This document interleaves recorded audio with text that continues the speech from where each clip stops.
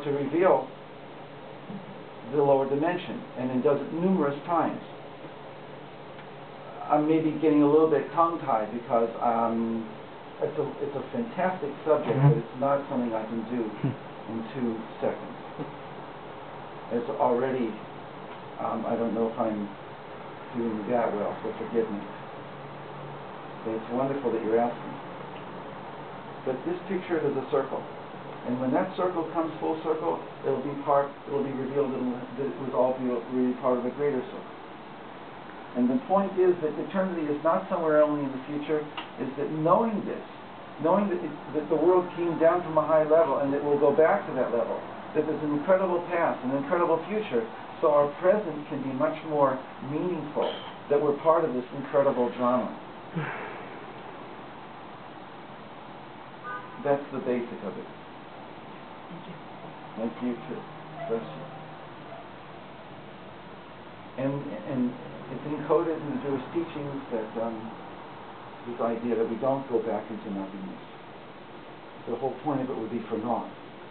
If it was just to go back into nothing. Isn't there a machloket between the Rambam and the Ramban that what happens to the souls after everything's finished? The big machloket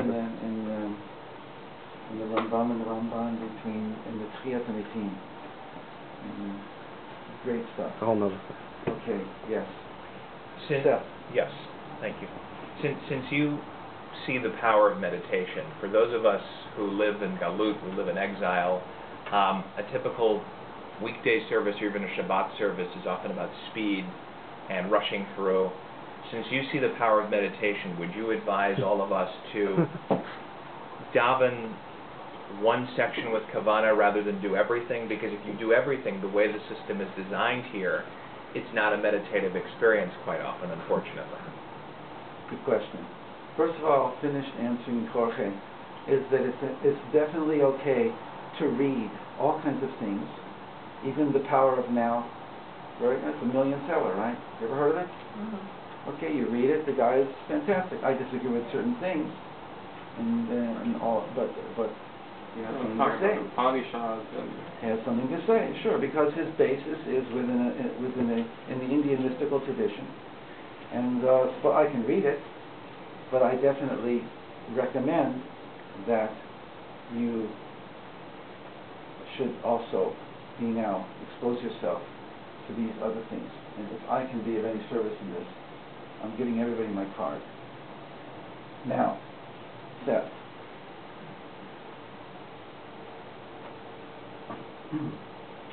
One of the reasons I did this book is for the last chapter. It all builds up to the last chapter, which is a 500-year-old manual for meditation.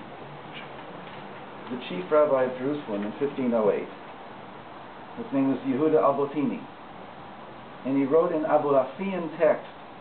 Abulafia was born in 1240. He, not the originator of this, but he tuned into what to do to move, as Rabbi Kaplan calls it, to move from conceptual thinking to preconceptual thinking, to move from words to letters, and to use letters like Pythagoras used numbers, which is the move from rational thought to a more right-brain mode of consciousness, to the interpenetration of numbers and letters, to the permutation of words. They used all kinds of things that we don't really need to go there, but they did it in order to get up above the left brain limited rational and to experience something above. And it's very interesting. And so Albottini in 1508 writes a very beautiful text. It's so modern in the way he says it.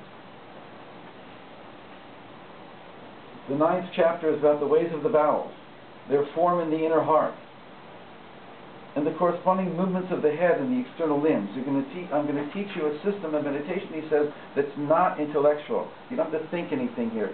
You're going to move, you're going to breathe, you're going to concentrate, you're going to visualize, and you're going to see that some energy thing takes place in you as a result. And that's all you need to know. You go into the meditation, you come out, now you can pray, you can learn, you can work in the world. But what you've done is you've restructured yourself through the Hebrew letters. From here you will know a wondrous matter concerning the divine names pronounced by the Kohen Gadol, as well as other righteous tzaddikim who would make use of the divine names by pronouncing them with their vowels and moving with their prescribed motions. Before we begin to explain this, you must know that the vowel of a letter is like its soul. It literally brings the letter to life and moves it. If therefore you would wish to pronounce any letter without some vowel, it would be impossible by virtue of the limitations of speech. Meaning to say A-E-I-O-U in English comes from A-E-I-O-U in Hebrew. And at one point he writes, after going through some, again, a manual of instructions, remains to arouse and awaken you concerning the completion of the deeper intention behind the above-mentioned letter meditations.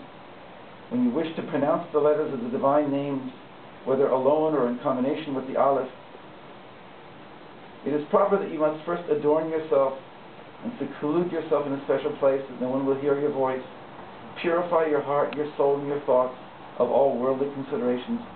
Contemplate at that moment that your soul is about to depart from your body, that you're dying to this world in order to come to life in the higher world, the unified consciousness that is behind all.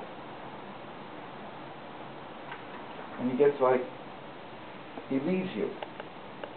And so I felt that I wanted to translate this and make this available. Leading up to this, I bring other things and give the whole picture. And so I started practicing these things because I really felt, I gave some classes in Jerusalem, two sets of classes in Tel Aviv and in Yerushalayim in meditation. I really felt that basically what I am, who I am, I wanted to present a purely Jewish meditation system. And that's what I found, and I'm very happy to find it. So I read into breathing separately, the miracle of breathing, the miracle of sound.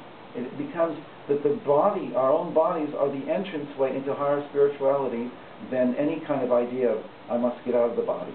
Yes, there is both, but my entranceway into that is a deeper relationship with my body. Because people ask me, what about these healing things? And what about people who say the body has natural healing properties? That if you'll just allow it to, it will do what it needs to do. And the body knows, and the body has wisdom. A lot of people are talking about this. So I said, well, that's interesting, you know.